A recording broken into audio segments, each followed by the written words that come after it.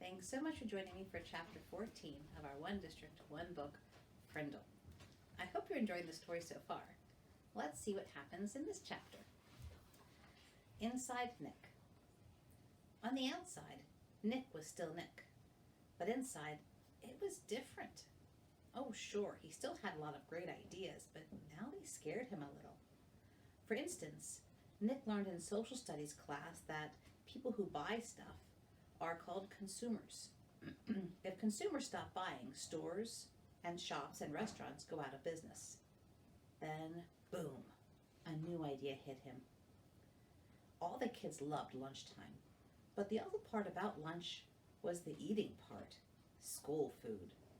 And the smell and the food was never a surprise. You had to smell it all morning and then go eat it. And the food was always bad. Well, thought Nick, the school cafeteria is sort of a restaurant, isn't it? And the students are consumers, right? And we don't really have to buy our lunches there, do we? Nick could see it. It would get all the kids to bring their lunches from home every day until the ladies who made the lunches cooked better food. He was sure the women didn't cook food like that for their own families. The kids were consumers with $1.35 in their pockets, and until the food was better, that's where the money would stay. Great idea. Nick was sure it would work, and he got all excited about it. But then Nick remembered what had happened with Frindle. It stopped him cold. He was sure that if all the kids stopped buying lunch, sooner or later, someone would figure out that it was all Nick Allen's idea. He would get in trouble. People would write about it in the newspaper. The principal would call his parents. Anything could happen. So for the first time in his life, Nick kept a good idea to himself. He never even told John or Chris. And that changed Nick. His mom was the first to notice. "Are things okay at school, honey?" she asked one day in early March.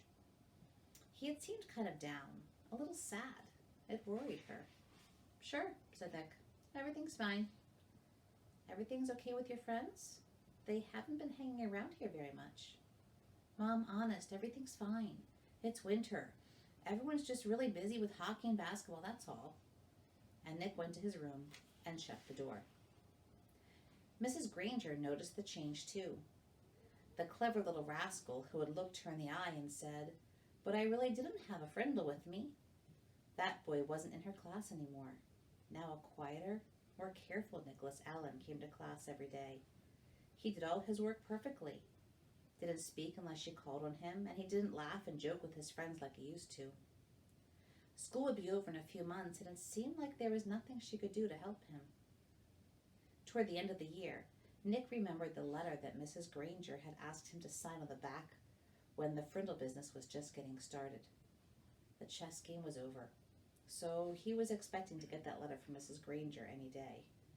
But all spring it didn't come, so he thought she must have forgotten about it. Nick was afraid to bring it up again, but he was dying of curiosity. So on the last day of school, Nick knocked on Mrs. Granger's classroom door. She was straightening out the textbooks on the bookcases below the windows. Without turning around, she sang out, "Come in." Nick said, "Hi, Mrs. Granger." Mrs. Granger stood up and turned to face him. "Oh, it's you, Nicholas. I'm glad you stopped by. I was meaning to talk to you, and this will save me from having to send you a letter this summer." Nick gulped and said, "That's what I came for." "The letter?" Mrs. Granger looked puzzled for half a second, then said, "Oh, that letter." Then she paused. "You will recall, Nicholas, that I said I would send you that letter when all this was over, and it's not over." "It's not?" Nick tilted his head to one side and asked, "When will it be over?" Mrs. Grangerland smiled and said, "Oh, believe me, Nicholas, you'll know when it's over. I wanted to talk to you about something else." She walked across the room and stood about 2 feet from him. Nick had grown during the year, and his eyes were almost on the same level.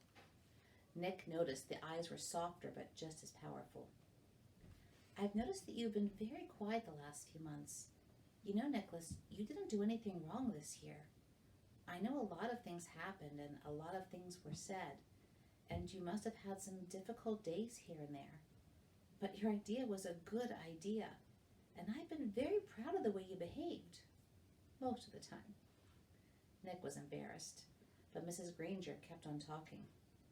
And Nicholas, you have great things to do in this life. I'm absolutely sure you do, and you mustn't let a few hard days trick you into clamming up. Then Mrs. Granger reached out and shook Nick's hand and looked him in the face. Her eyes were turned up brighter than Nicholas had ever seen before. Then she said, Nicholas Allen, I have enjoyed having you as a student. Now, you go out there and have a wonderful summer, and I expect to hear remarkable things about you, young man. Mrs. Granger watched Nick start to leave, but before he got to the door, he turned and said, Thanks, Mrs. Granger. You have a great summer, too. Then he grinned and said, And don't forget to buy some new Frindles for next year. Thanks to this little talk with Mrs. Granger, along with a healthy dose of summer vacation, Nick made a full recovery. He was proud that he made up a new word, and he enjoyed thinking about all the commotion it had stirred up. That one little word had made 5th grade a year to remember. Before he started 6th grade, Nick was Nick again, and all through junior high and high school and college, he proved it. For example, 2 years later, all the school cafeterias in town were serving delicious food at least 4 days a week, all because Nick the consumer.